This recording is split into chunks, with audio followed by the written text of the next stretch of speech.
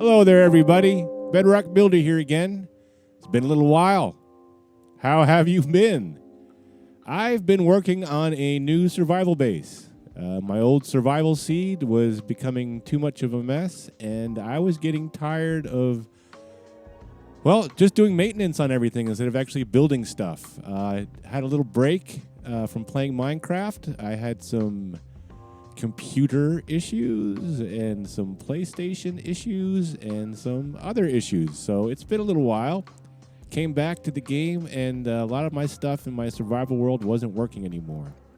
So I decided, instead of getting frustrated and doing a lot of maintenance, because maintenance is not the most fun part of playing Minecraft, I decided to start a new survival world and kind of see how that would go. Because my old survival seed was actually from PlayStation Legacy days, and I wanted to see how all the new stuff was working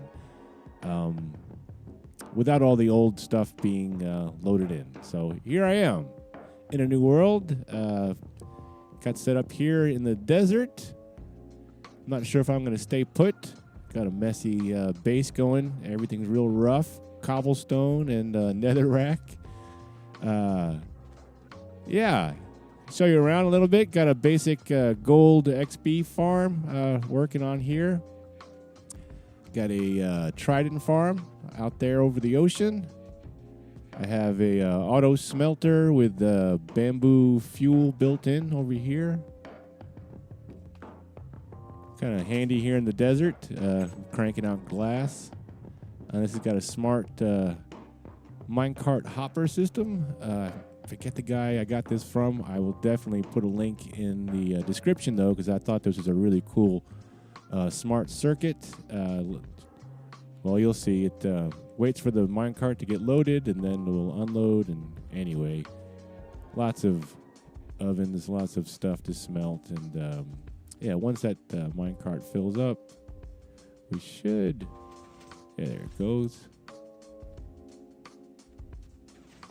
I had a lot of fun putting this one together because, smelting glass and stone and whatever else you might want to smelt can be a pain in the butt sometimes, especially keeping it all fueled up. Oh, keep an eye on that sun. So I decided to do something like this. That's Navy Nexus's kind of zero-tick bamboo farm, and then it just feeds into 16 ovens down below. I go to sleep real quick. Don't want any trouble.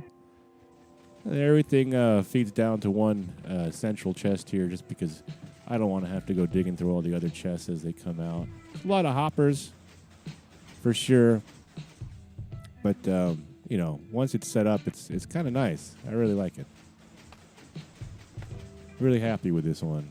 Let's see what else we got here. Got to have sugarcane, another one of Navy Nexus's kind of designs, but I think he has it for a single pod like this, but I decided to expand it out. I had tried his industrial sugarcane farm that utilizes the slime blocks and the frostwalker ice, but I could not get it to work. No matter what, it seemed at some point the frostwalker ice melted, and I was just doing a lot of maintenance. When it works, it's fantastic. It just cranks out sugarcane, but I couldn't get it to be stable. Playing with light levels, making sure it was chunk aligned, nothing seemed to work. This is my, the giant fungus farm. Also have a cow leather farm. One thing that's nice to do is to hook up your sugarcane up to a composter, so you can turn all that extra sugarcane into some bone meal before you have the bone farm going. And also I have the fungus generator underneath the giant fungus farm, just to keep supply on hand. This thing's empty.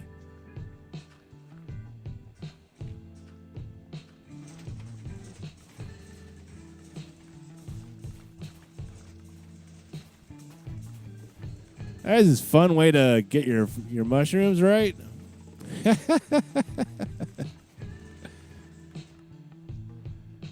Yeah, it's pretty simple stuff, and it works well. You know, you get quite a bit of mushrooms with that pretty fast. You can always throw the roots into the compost as well. Keep everything going, and then your basic sort of tiered flooding crop farm. Just to get your basic stuff set up. This is one of the first things I build is just a crop farm and a cow farm. So I have my food, my crops, and my leather, and sugar cane. So I have paper.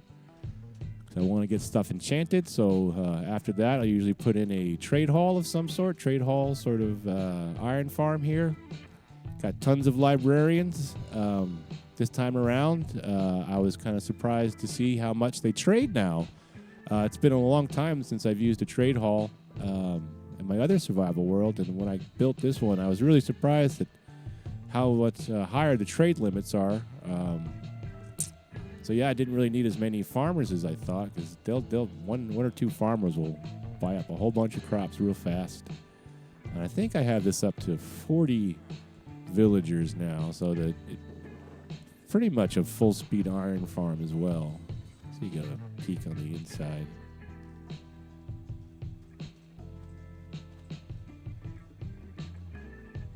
There we go. Oh, we're gonna get a couple of get some llama leather in there. Yay. Oh, it doesn't seem like anyone's showing up right now. This is just a basic iron farm based off of old guy's stuff. I think he had a trade hall, kind of similar to this, but I believe the trade hall was down below. I just put them wrapped around the sides. This is just a quick and dirty sort of. There we go. We got one in there. Quick and dirty setup here. I'm not sure I'm going to make this my permanent base, or even keep this layout. But I just kind of went crazy and started cranking everything out. One of the first farms I built, though, was just your basic fish farm, because fish farms are great for getting your enchanted bows and some early enchanting books, so you can start enchanting your gear. I know one of the first things I like to get is mending on all my diamond gear as soon as possible, and then have an XP farm, so you can keep all your gear and not have to worry about it breaking. So that's absolutely one of my first priorities after setting up a mine, setting up some food, setting up some basic supplies, is getting all my gear enchanted, finding a village and bringing in some villagers and getting that all set up. Yeah, fun stuff. And then for my first kind of mob farm, I built a trident farm because I wanted tridents, because tridents, use them for trident killers for just about everything. Started working on a mob farm. And another thing I was really surprised at was with the spawn rates now. I started with, I thought I would have to do my normal sort of 7 or 8 layers. I got to 2. And I was surprised at how great the rates were. I went with 3, which I have here now, but I was like, well, I should have just stopped at 2. 2 seems to be enough. So yeah, that was kind of a big surprise to me. I know with the new R, was it 42 or 44 or whatever it's supposed to be. All my other farms are kind of messed up. The top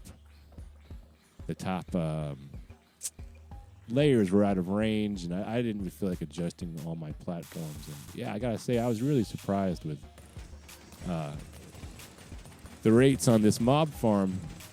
In fact, in my first overnight session, I died. I guess there's just so many skeletons and zombies dropping with thorn armor. I woke up the next morning, wanted to see what my drops are going to be like, and lo and behold, I was dead. And I did not mob-proof my house, so when I respawned down at my bed, I was getting killed over and over and over again, and all my villagers that I had been turned into zombie villagers, and it was a surprise. I was like, well, geez, that never happened with the old mob farms. But I pretty much have a mob farm to set up just for collecting bone and gunpowder, the arrows and the rotten flesh I have automatically being filtered out. just because you get so many with a kind of general mob farm. And then those feed down into a auto garbage disposal. And this is everything else that comes through. Another thing I was surprised at was how many Illager raid captains came through. And I wasn't paying attention and had the bad omen. And next thing you know, I'm starting a raid in my home.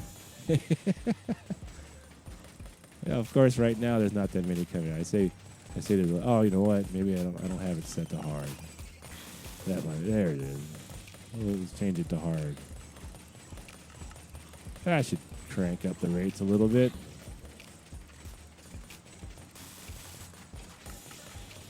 But, you know, before I even built a mob farm, though, my first real farm was a witch farm. So I realized it's just a lot easier to set up now. You don't have to worry about the all the other what is it? You had to worry about the loading caves and the old mobs, mob proofing, all that stuff that you had to do to make a witch farm work. And now it's so easy.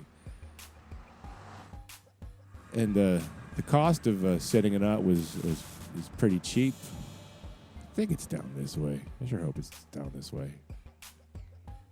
I was thinking about it for my first mob farm after I had a few tridents. I was like, well, I could set up a general mob farm to get some gunpowder. Because one of the first things I do is go right for the end dragon, so I can start raiding end cities, because I want to have, shulker boxes and the elytra. Those are like two huge things for making life easier in Minecraft, right? Shulker boxes and an elytra, or elytra. I don't know how you say it. Your wings, your flying cape. So once I got that all set up, I wound up being really lucky when I was setting up the nether portal for my village to bring in my villagers. I wound up going right into a stronghold, and so I had access to the end pretty fast. Then I got some ender pearls or eyes of ender from the what was that villager that sells those? The guy that buys the rotten flesh. So it's great, get a ton of rotten flesh, and then oh, here we go. Yeah, now I don't even worry about caves in the area. You just come in, and with the new spawn mechanics, it makes it so much easier to set up a farm like this. I mean, the cost is pretty dirt cheap. Just a trident killer and then a piece of soul sand to feed your stuff up top. Easy peasy. And I think one overnight session of about 6 hours filled up these 3 double chests and then some. I've cleared them out, I think. I got my little manual garbage here. Just toss all the stuff I don't want into there. But I gotta say, I was I usually toss the bottles and sticks, but then I realized that who is that villager? The guy that buys the rotten flesh. Is it a cleric? Well, he buys bottles too, glass bottles. So I thought that was a great little early way to start getting some emeralds from your villagers. Yeah, and then I bought the. He also sells the lapis, and yeah. Anyway, great little early way to set things up. I was really happy with the performance of the witch farm. And one thing I learned setting this one up this time was that not all witch huts are the same. The first witch hut I actually set up a farm at had miserable rates. And I set it up late at night when I was pretty tired, so I thought maybe I had done something wrong. Double-checked it the next morning, and the rates were just horrible compared to what I was used to. So I decided to make a creative version of this seed to check out that witch hut to see if it was just something with this world or if it was, seed-wide problem. Or so when I set up another witch farm in that test seed, it had the same miserable rates. And when I built another witch farm at a different hut, it had better rates. And so I wound up flying around to a few different witch huts, setting up a quick little, not a full-on farm, but just a little indicator light with a fall pit into some lava just to kill them quick. Not into lava, into fall damage. So they just fall, they would spawn and die. And I just found this one had the best rates on a quick, hour test. So I decided to use this in my survival world because this was the hut that was closest to me. I think there was 3 or 4 that were nearby. This one had the best rates. So if you're in your world and you're having pretty poor rates, even though you set everything up properly, it could just be that the witch hut itself is a bad witch hut. I have no idea what would be affecting the rates at the different huts because they're all fairly similar. They're all, in this flat swampland. There was nothing really unique or different about the other witch huts. But there was that one in particular that just did not spawn witches at, decent rates. So yeah, that's something to consider. Something I hadn't even thought about before.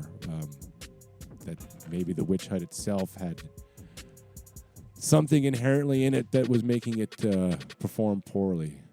Anyway, it's not really safe to go out at night. Well, let's see. We'll risk it. Anybody nearby gonna get me? I have a creeper come and knock me out. Yeah, once I had the witch hut set up, I had a good source of gunpowder and redstone, which is pretty big. I like having lots of redstone and gunpowder. 2 handy resources to have. And then I started working on the other farms. Made a raid farm too.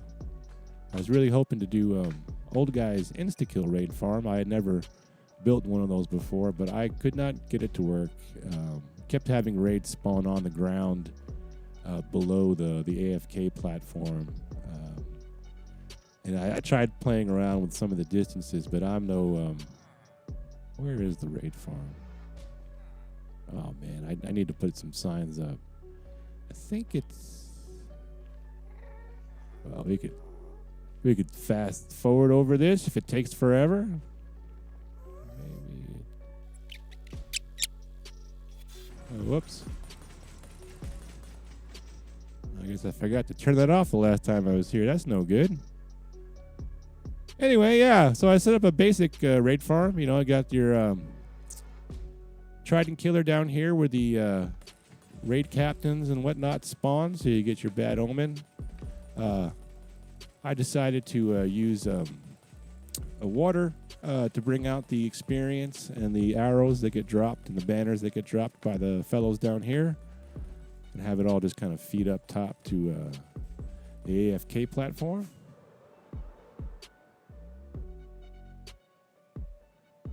Little spawn pool. Oh no. Oh no. Here, just crash into it. Crash. There we go. Nice. Yeah, so I got a little drop chamber, little lava blade for the, what are they called? The Ravengers, right? Ravengers. Yeah, so I set this up, I don't know, it was a night or 2 ago. And yeah, it's been working pretty well. I had a one little hiccup where I guess I had this crafting table on the bottom. Oh my God! Holy! Oh, I forgot how loud that is.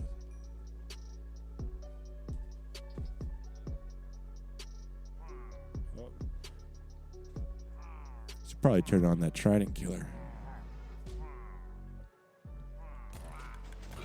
There we go. I tried to muted the volume. I don't want to have to hear that horn again. Yeah, I hang out down here if I'm actively maintaining the farm because it does get overwhelmed very fast just because of the sheer volume of the non-stackable items. Looks like I cleared this all out recently. I got a smelter here. just because the amount of iron items that you get is ridiculous, so you might as well smelt them. And I also have the grindstone here for disenchanting books, or the iron if I want the extra experience. And as you can see here, I have everything kind of falling through a glass pane in the kill chamber. Goes down through a water stream here, feeds into that same one that comes from the kill chamber down below. So all the experience and all the loot gets down to one spot. And then I have a circuit set up to pull out the couple of circuits for the arrows and the banners, because I don't really want them clogging up the storage system. So those automatically get disposed of, which is nice. I mean, you get so many totems of undying, and the books. The books can get kind of ridiculous with the amount of enchants that they have on them. So what I was saying was I hang out down here, which is one block below the range of the bed that's there, of the villager. This way you don't lose the bad omen. Because if you stand up there, so you get the bad omen, if you're one block up, it'll automatically go away because you're already in a raid. But if you stay down here, you can keep bad omen. And then when the raid's over, you just, I'll show you. You just jump up a block, essentially, and the next raid will start. There can be a little bit of a hang-up, a little bit of lag between raids if you're just standing up here waiting for the next bad omen. Although it does seem to come up pretty fast. Let's see, what do we got here?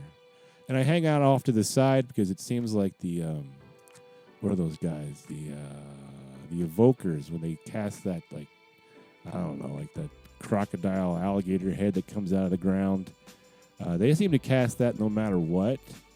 And it always seems to pop up right in front of the kill chamber here. So I stand off to the side, and they don't seem to hit me. I haven't seen any, what are those things called? Wraiths? Those little demon pixie things that get the evokers cast as well. I haven't experienced any of those yet. I know it's pretty common to set up some traps for them just in case they get spawned in, but I haven't really AFK'd at this spot yet for a long period of time just because the storage would be ridiculous. And I don't feel like having to spend, a half hour sorting through, 24 double chests of stuff. Because that's what's going to happen. I mean, they fill up very fast. I mean, this is one batch of raids, and we got like almost a double chest. So you figure, I don't know, 5 or 6 raids. All these chests are going to be full of non-stackable items. There we go. See, and they just jump up and good to go. Raid started again. You hang out down here. You keep the bad omen. If you're up here though, it'll just disappear as soon as you get it. Let's see.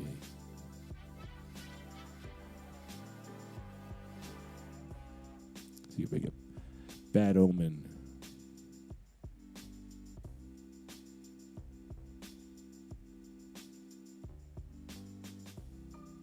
How long will it take?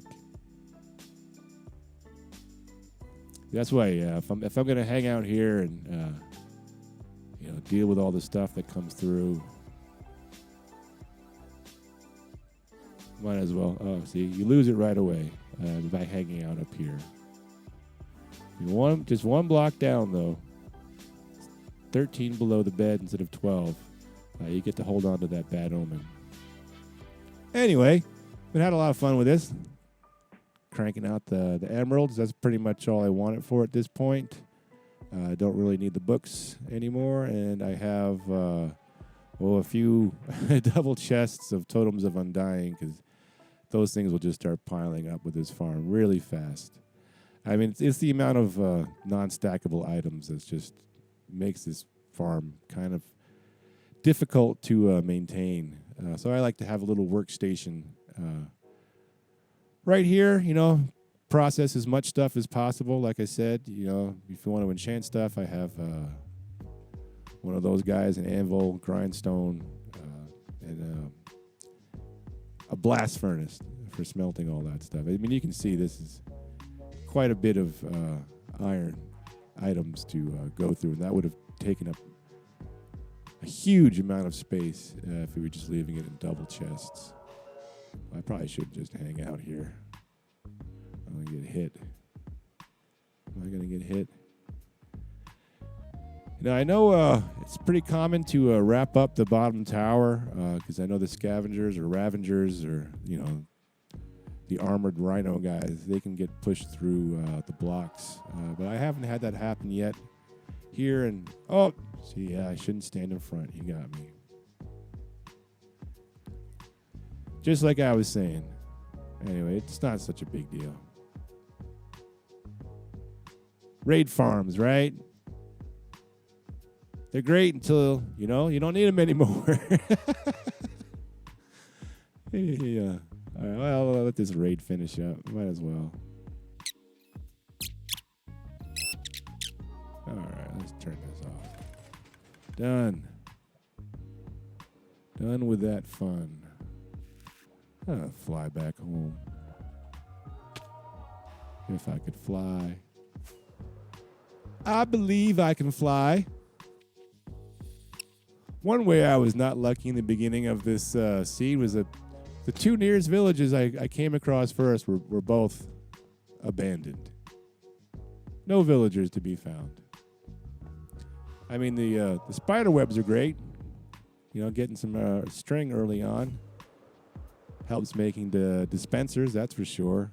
Because I don't want to have to set up a spider farm. And before I have the cats dying in the iron farm, you know, it's probably going to be a little while because getting all the villagers bred up and brought over here, that can take a little bit. Oh, yeah. Got to have a stone generator as well, you know. Really didn't spend a whole lot of time mining this time around. Like I said, I got my diamonds and got what I needed and got out of there. Now I just trade for everything else, and I can use emeralds for, you know, getting gear and weapons and stuff like that. And city raiding gets you quite a bit of extra diamond gear as well. Oh, yeah, I have a pumpkin and melon farm here. You know, I got to have pumpkins and melons for your farmers. Great way to get your emeralds before you have a raid farm. But I got to say, this world came together pretty fast. And, you know, it's like already I don't need the villagers for emeralds with the raid farm. So I got all this stuff I don't need anymore. I mean, tons and tons of pumpkins and melons. Yeah. If you saw something in this video that you'd like me to make a tutorial for, just let me know in the comment section below. I'm eager to get back to making some videos. Just let me know what you guys like to see. I appreciate all the subscribers. I was definitely not expecting that. But, yeah, you guys, you know, thanks. I'll make some more videos. Hope you're all doing well. Take care for now.